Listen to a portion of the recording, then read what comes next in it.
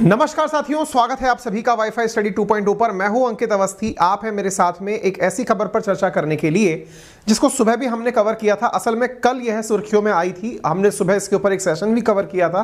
अभी आपको इसी से जुड़े हुए कुछ अपडेट साझा कर रहे हैं क्योंकि इससे जुड़ी हुई चीन की प्रतिक्रिया अब तक आ चुकी है। दूसरा, भारत की संसद में भी इस मसले के ऊपर चर्चा हो चुकी है। जो सुबह के सेशन से अनजान है उन्हें हमारी टेक्निकल टीम सुबह का सेशन कमेंट बॉक्स में पिन कर देगी। हमने इसी चीज पर एक बार चर्चा की थी कि हाल ही में चीन की सेना के द्वारा, यानी कि जो पीएलए है उसके द्वारा अरुणाचल प्रदेश बॉर्डर पर यांगत्से नामक जगह पर, जहां पर तवांग नामक स्थान है, यांगत्से उसके नजदीक स्थित जगह है, वहां पर अंदर आने का प्रयास किया गया, जिसमें से चीनी सैनिकों को भारतीय सेना के द्वारा खदेड़ कर पीछे भेज दिया गया था।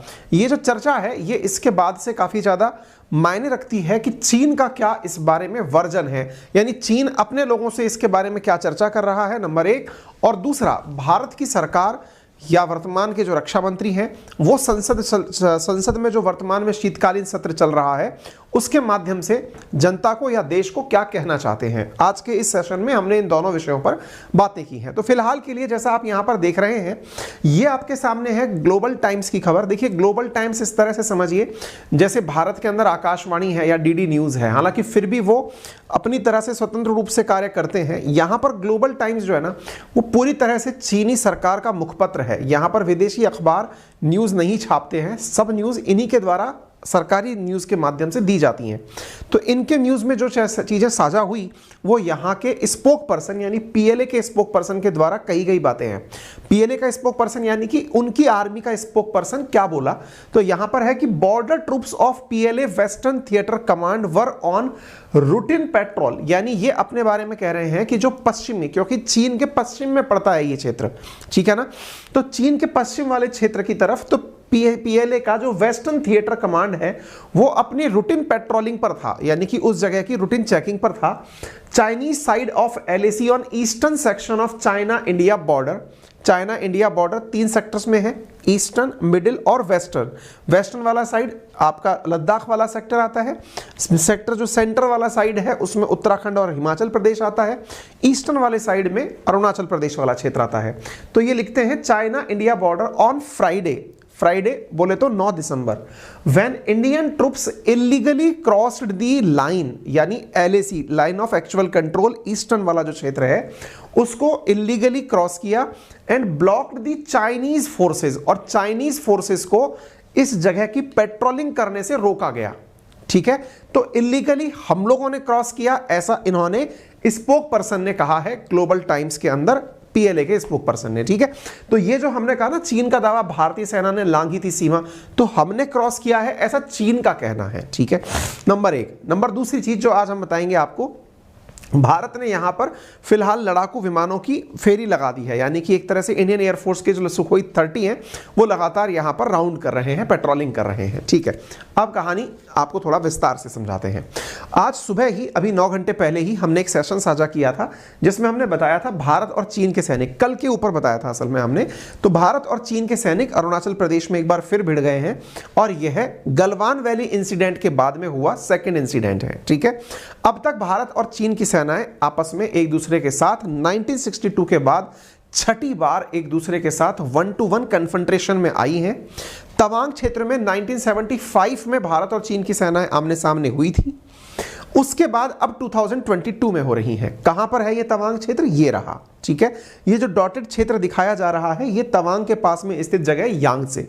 ये जो क्षेत्र है असल में अरुणाचल प्रदेश के जो वर्तमान सीएम है उन सीएम का चुनावी क्षेत्र भी है, यानी पेमा खांडू जो हैं उनका असेंबली क्षेत्र भी है, और उन्होंने अपने द्वारा ट्वीट करके जानकारी दी कि मैं यहां पर हर बार मतलब दिवाली के अवसर पर सेना के जवानों से मिलने जाता हूं और यहां पर बड़े ही सब अच्छे से सब चीजें बहुत अच्छे से हैं।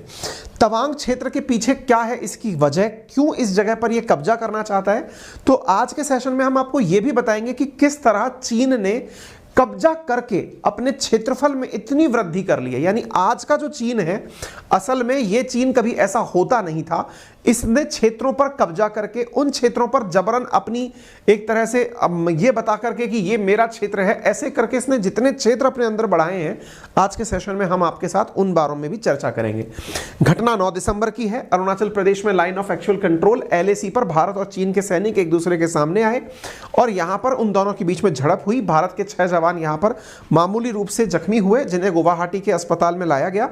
10 चीनी सैनिक भी घायल हुए और इसके बारे में ANI के सूत्रों के हवाले से खबरें आई। एक सोशल मीडिया पर यह वीडियो काफी ज्यादा वायरल हो रहा है, जिसमें चीनी सैनिकों को पीटते हुए भारतीय जवान दिखाई दे रहे हैं। यानी इसके अंदर जो घटनाक्रम आप देख रहे हैं, यहां पर काफी अच्छा सा ये निकल के आता है, जिसमें कि इस बारे में जानकारी निकल कर आ रही है कि जो चीनी सैनिक थे वो अपने साथ में जिस प्रकार से रॉड और तार लगी हुई चीजें लेकर आते थे, इस बार भारतीय सेना भी पूरी तरह से अपनी मुस्तैदी के साथ यहां थी। 1993 का एग्रीमेंट है भारत और चीन की सेना के बीच, जिसमें एक दूसरे के ऊपर किसी भी हथियार का उपयोग नहीं किया जाएगा, अर्थात कोई भी एक दूसरे के ऊपर गोला बारूद नहीं चलाएगा बॉर्डर एरियाज में। लेकिन इस क्षेत्र के अंदर जो ये तस्वीरें आ रही हैं, इसमें ये लोग रॉड का उपयोग करते हुए बताए गए हैं। हालांकि तस्वीरों में ये भी नहीं दिखाई दे रहा है, लेकिन कहा गया है कि ये उसी जगह का दृश्य है। ठीक है। अरुणाचल प्रदेश के CM के द्वारा जो आज मैसेज दिया गया वो ये था कि Yangtse is my constituency and every year I met the jawans and villagers of the area. It's not 1962 any more. 1962 क्या था? 1962 में असल में अरुणाचल प्रदेश के इस क्षेत्र के अंदर भी, जो वर्तमान में तवांग वाला क्षेत्र है, ये भी चीन ने अपने कब्जे में ले लिया था। बिल्कुल वैसे ही जैसे लद्दाख वाले क्षेत्र पर चीन ने कब्जा कर रखा है, यानी वो जो क्षेत्र LAC से मैकमोहन लाइन के बीच का जो क्षेत्र है जिस पर चीन का कब्जा है, ठीक उसी प्रकार से तवांग के क्षेत्र तक भी चीन का कब्जा हो गया था। लेकिन फिर वो यहां से समझौते के बाद पीछे हट गया था। लेकिन वो समझौते के बाद पीछे हटा था, अब वो वापस यहां आने की अगर सोचता है तो अब ये 1962 जैसी स्थिति नहीं है। यहां पर ईंट का जवाब पत्थर से नहीं, ईंट का जवाब लोहे से दिया जाएगा। ठीक है। अरुणाचल प्रदेश के विषय के ऊपर राजनाथ सिंह जी के द्वारा एक हाई लेवल मीटिंग बुलाई गई। तीनों सेनाओं के चीफों को बुलाया गया। फॉरेन मिनिस्टर ने भी इस मीटिंग को अटेंड किया। भारत की तीनों सेना के प्रमुखों के द्वारा इस मीटिंग को अटेंड किया गया। राजनाथ सिंह जी के द्वारा राज्यसभा में आज जवाब देते हुए जो देश को संबोधन किया गया वो आप देख लें। 9 दिसंबर 2022 को हुई एक घटना के बारे में अवगत कराना चाहूंगा। उपसभापति महोदय, 9 दिसंबर 2022 को चाइनीज PLA ट्रुप्स ने तवांग सेक्टर के यांगत्से एरिया में लाइन ऑफ एक्चुअल कंट्रोल पर अतिक्रमण कर स्टेटस को एक तरफा बदलने का प्रयास किया। चाइना के इस प्रयास का हमारी सेना ने दृढ़ता के साथ सामना किया।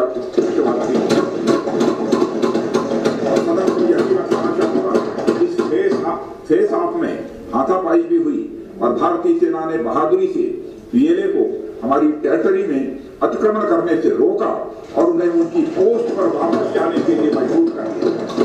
इस झड़प में दोनों ओर के सैनिकों को कुछ चोटें आई हैं। उपसभापति महोदय, मैं इस सदन को यह बताना चाहता हूं कि हमारे किसी भी सैनिक की न तो मृत्यु हुई है और न ही कोई गंभीर रूप से घायल हुआ। इंडियन मिलिट्री कमांडर्स के टाइमली इंटरवेंशन के कारण PLA सोल्जर्स अपनी लोकेशंस पर वापस चले गए और इस घटना के पश्चात एरिया के लोकल कमांडर ने 11 दिसंबर 2022 को अपने चाइनीज काउंटर पार्ट के साथ स्थापित व्यवस्था के तहत एक फ्लैग मीटिंग भी की और इस घटना पर चर्चा की। चीनी पक्ष को इस तरह के एक्शन के लिए मना किया गया और सीमा पर शांति बनाए रखने के लिए उन्हें कहा गया। इस मुद्दे को चीनी पक्ष के साथ कूटनीतिक स्तर पर भी उठाया गया है। उपसभापति महोदय, मैं इस सदन को आश्वस्त करना चाहता हूं कि हमारी सेनाएं हमारी भौमिक अखंडता को सुरक्षित रखने के लिए पूरी तरह से प्रतिबद्ध हैं और इसके खिलाफ यहां पर जो भी आपने सुना, किसी भी प्रयास को रोकने के लिए सदैव तत्पर है। मुझे विश्वास है कि यह सदन हमारी सेनाओं की वीरता और साहस को एक तो उम्मीद है कि आपने राजनाथ सिंह जी का जो सदन को संबोधन था राज्यसभा का वो आपने सुन लिया होगा। इसके बाद में मतलब बट ऑब्वियस है कि राजनीति के अंदर ये सब बातें पूछी जाएंगी। इस बीच में जानकारी यह निकल कर आती है कि राजनाथ सिंह जी के स्टेटमेंट जो था उसकी वजह से अपोजिशन पार्टियां शांत नहीं हुई और उन्होंने मतलब यहां से प्रोटेस्ट के अंदर वॉकआउट किया। Opposition said that it was not satisfied with just a statement and wanted a discussion on the crucial border issue। यानी अपोजिशन इस विषय के ऊपर अपना डिटेल डिस्कशन चाहता था। कांग्रेस एमपी शक्ति सिंह गोहिल ने एनडीटीवी को कहा कि एटीट्यूड जो है सरकार का वो डिस्कशन को अवॉइड करने जैसा था। Many parties demanded that all other parliament business be on hold and threadbare discussion on India China border issue. यानी कि इस क्षेत्र में इस विषय के ऊपर जो चर्चाएं हैं वो चर्चाएं बेहतरीन तरीके से डिटेल में की जाएं, उन डिस्कशंस को प्रॉपर तरीके से किया जाना आवश्यक है, ऐसा यहां पर डिमांड किया गया। ठीक है, अब जब इस तरह से अपोजिशन के द्वारा कहा गया कि सारे दिन भर के बिजनेस को पोस्टपोन किया जाए और इस विषय पर ही चर्चा की जाए, यह काम नहीं हो पाया। इसके बाद से वॉकआउट की भी बात न्यूज़ में निकल कर आई, अपोजिशन यहां से सदन छोड़कर चला गया। इसके बाद फिर अमित शाह जी का बयान निकल कर आया। उन्होंने कहा कि हम अपनी 1 इंच भी जमीन इन्हें नहीं लेने देंगे। ये देश के गृह मंत्री का बयान है, देश के गृह मंत्री के द्वारा ट्वीट भी किया गया। उसमें यह कहा गया कि नेहरू जी के कारण देश की सुरक्षा परिषद जो यूनाइटेड नेशन सिक्योरिटी काउंसिल में हमें सीट मिल सकती थी, वो सीट इनके कारण बलिदान चढ़ गई। यानी कि नेहरू जी के कारण जो भारत को मिल सकता था यूनाइटेड नेशन सिक्योरिटी काउंसिल का स्थायी सीट, वो नहीं मिला। 1962 में जिस समय नेहरू जी की सरकार थी, भारत की हजारों हेक्टेयर भूमि चीन के कब्जे में चली गई। 2006 के अंदर भारत के अंदर जो चीन का दूतावास है उसने पूरे अरुणाचल प्रदेश और नॉर्थ ईस्ट फ्रंटियर पर अपना दावा डिक्लेयर कर दिया कि अरुणाचल प्रदेश हमारा है। ये चीन ने 2006 के अंदर भारत में रहते हुए कह दिया, जो भारत के दिल्ली के अंदर दूतावास है उसके द्वारा। अब देश में मोदी सरकार है, हमारी 1 इंच भूमि भी कोई नहीं ले सकता। इस बीच में इन्होंने एक और ट्वीट किया और वो ये था, आपको याद होगा हाल ही में राहुल गांधी जी के ऊपर जो जानकारी मतलब वो बैठी थी, इंक्वायरी बैठी थी, उसमें ये बात थी कि 2005-06 के बीच में राजीव गांधी फाउंडेशन ने इसी चीनी दूतावास से, जिसने कि अरुणाचल प्रदेश को अपना बताया था, उससे 1 करोड़ 35 लाख रुपए प्राप्त किए थे। कांग्रेस देश को बताया कि राजीव गांधी चैरिटेबल ट्रस्ट ने जाकिर नाइक की संस्था से बिना अनुमति के एफसीआरए खाते में जुलाई 2011 को 50 लाख रुपए क्यों लिए। यानी जाकिर नाइक की संस्था भी इनको पैसे दे चुकी है, चीनी दूतावास भी इनको पैसे दे चुका है। यह बात अमित शाह जी के द्वारा उठाई गई। अब ये क्यों उठाई गई? आप कहेंगे हर बात में पीछे से क्यों शुरू कर देते हो? तो भाई यहां पर इनका तर्क यह है कि आप वॉकआउट कर रहे हैं और हम कुछ भी नहीं होने दे रहे हैं, तो फिर वॉकआउट के केस में सुनते भी जाइए। और राजनीति है, राजनीति में राजनेता एक दूसरे के ऊपर आरोप प्रत्यारोप की राजनीति से ही जनता के बीच में अपना मत स्थापित करते हैं। खैर, ग्लोबल टाइम्स का आपने स्टैंड सुन ही लिया। इसके साथ साथ situation of China, global times ने इसको कैसे कवर किया है ये तो हमने आपको ट्वीट दिखाया। ग्लोबल टाइम्स ने कवर किया है, situation at China India border generally stable, India asked to avoid by spirit of agreement. यानी कि इंडिया से कहा जाता है, ये चाइनीज विदेश मंत्री ने कहा कि वो एग्रीमेंट जो है उसको ही मानकर चलें। भारत और चीन के बीच में एग्रीमेंट 1993 में है, 1996 में है। 1993 और 1996 के अनुसार हम LAC को मानते हैं, नंबर 1। नंबर दूसरा, हम एक दूसरे पर गोला बारूद का उपयोग नहीं करते हैं। ठीक है, तो ये चीनी विदेश मंत्री हैं। इनका स्टेटमेंट मैं आपको सुनाऊं तो मंदारिन भाषा में है, आप समझ नहीं पाएंगे। इसका इंग्लिश ट्रांसलेशन नीचे लिखा आ रहा है, आप देख सकते हैं। ये हिंदुस्तान टाइम्स से हमने इसको लिया है, आप देख सकते हैं। ठीक है, तो ये खबर भी आप एडिशनली इनके माध्यम से सुन लीजिए। फिर आती है भारत के द्वारा की गई प्रतिक्रिया। असल में हो ये रहा है, 9 दिसंबर को ये घटना हुई, उससे पहले भी ये बात बार बार रिपोर्ट की जा रही थी कि इस क्षेत्र में चीनी सेना के द्वारा ड्रोन्स उड़ाए जा रहे हैं। LAC के बॉर्डर एरिया में चीनी सेना बार बार ड्रोन उड़ा करके क्षेत्र की निगरानी करना चाहती है।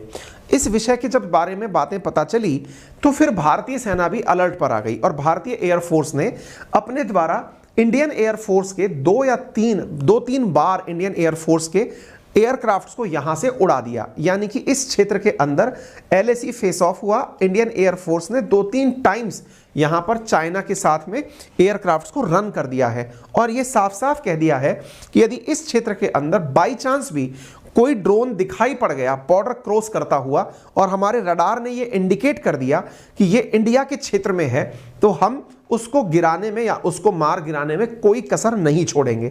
इस वजह से हमने इसको काम कर दिया। अच्छा, आपको याद हो इस ही बॉर्डर के लिए, यानी ईस्टर्न सेक्टर वाला जो हमारा बॉर्डर है, इसके लिए ही हमने इस क्षेत्र में S-400 को भी नियुक्त किया हुआ है। यानी हमारा S-400 भी इसी क्षेत्र के अंदर, जो हमने रूस से लिया हुआ S-400 है, वो भी इसी क्षेत्र के अंदर मुस्तैदी से तैनात है। और जैसे ही कोई मिसाइल का अटैक हो तो ऐसी स्थिति में वो S-400 मिसाइल सिस्टम उसे हवा में ही नष्ट करने के लिए उपलब्ध है। तो पूरी तरह से हमारी सेनाएं तत्परता से तैयार है।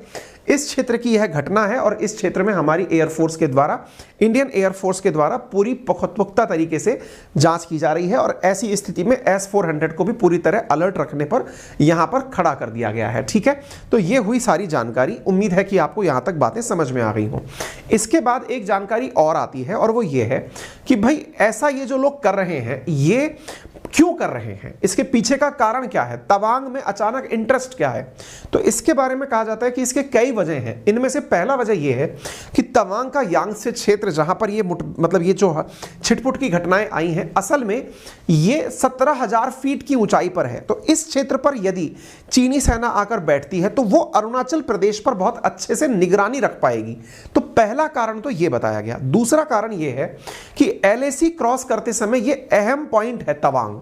तवांग जो क्षेत्र हम बार बार आपको मैप में दिखा रहे हैं, यदि आप इस मैप को ध्यान से देखें तो ये क्षेत्र काफी महत्वपूर्ण है। LAC क्रॉस करनी है किसी को तो यहां से सीधा भूटान पहुंचता है। तीसरा पॉइंट क्या है कि जब तिब्बत पर चीन ने कब्जा किया था तो यहां से दलाई लामा भाग करके जहां पहुंचे थे ना, सबसे पहले वो तवांग में ही पहुंचे थे। तवांग में बौद्धों का मठ है, बौद्ध भिक्षुओं का मठ है। तो ये जो मठ है ना, इसको चाइना अपने लिए इसलिए जान जीतना चाहता है ताकि दलाई लामा से जुड़ी हुई सब चीजें, चाहे फिर वो तिब्बत हो या फिर तवांग हो, उस पर उनका कब्जा हो। दलाई लामा के भारत आने के बाद ही भारत और चीन की लड़ाइयां हुई थी।